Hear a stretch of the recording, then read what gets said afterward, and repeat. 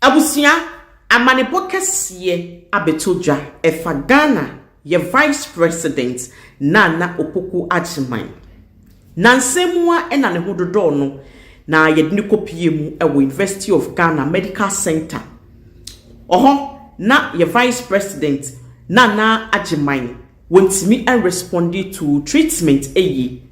Enti no it alleged say womo edne call amanone said the beya doctors are womo ewo honom no womo ejiri say womo eye good in terms of ye ban medical say ya now womo share your Vice President emaye. Now it's very unfortunate say news abetoja efa your Vice President ehono eye akomatie news and I just say abetoja na just say womo de ne call said the na just say Ghana expect say womo ebeti news efa ma ben hom ankwanko wiesa na amanebo kese abetoja me pese ye boremu na ye kohye say amanebo ben na abetoja efa ye Vice President Nana Opoku Ajiman na menia say ye beko amanebo kese we eso na yakoti emu amanebo abetoja no yendi kan enhye some of the videos ni bi eye Nana Opoku Ajiman na o ma speech o kasane yen fanhye say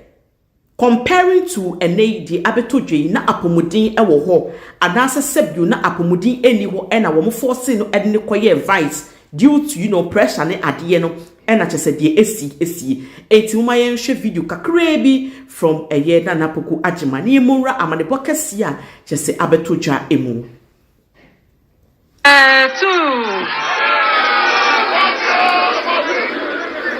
What an interesting journey it has been.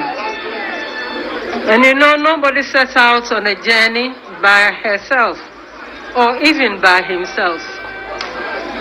It has been a very, very interesting one. So this speech, 2024 election, NDC for and that's NDC party winning election, and na ye Vice President Nana Opoku Ajiman na my speech na mama yen share information be yen information be our this video mu comparing to the health. Sena apomudin ewo ho ana sena apomudin eni wo because nipa ni bi eka say maame na nkasan in the first place na oni ahoden enti na anka eni kwan say sebio wo eden wo emane standing for vice because up and down ebe breaking it down. Enti when I heard this particular video of Nana Opoku Ajiman Bensa ye Vice President na fi amanebo kese na chese abetoja no ye muremu na ye nkoshe emu ensem. And I want to thank all of you, those who are here, those who are not here. I want to thank all of them for their good wishes, for their prayers, for their contributions in many, many ways, and for bringing all of us to this site.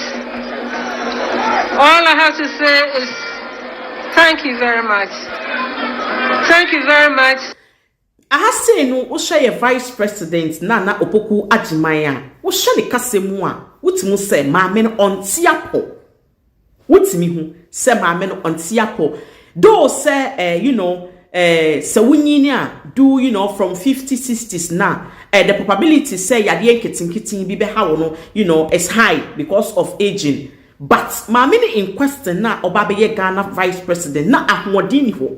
This is whereby womananti edosun. This is whereby omokasa edosun. You see?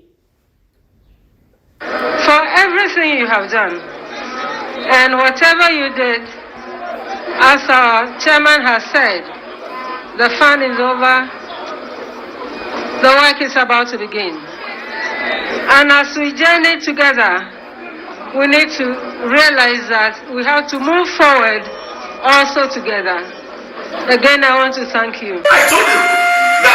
I told you. Abusia, before I yebeko amanebo kese a abetoja efa ye Vice President Nana Opoku Ajiman no yendi kan entie prophecy bi a ebetoja efa ne ho na yeba amanebo na abetoja na abusia na chese ubehu se yade a na sabi asofo bi kura ehu ene sede na ho keka etie kura no na ekire bibisa ebetimi esi enimonim ya yemora prophecy ni mu ne yemfa emu amanebo kakra bi na yemora ensem aka emu. If we don't elections are what to lose a life. It was in the womb of the enemy. I said it before the election. After the election, 31st, I will present it again. Let's pray. And so for we can say, if we don't pray for her, the probability say your vice president Nana Opoku Agyeman Mensah ebetimi ahwere ne nkwan is high. Okay, not just once. It's like several times. Like I say, onya yi kire efa maame ne ho say maame ebetimi yefiri mu Ghana.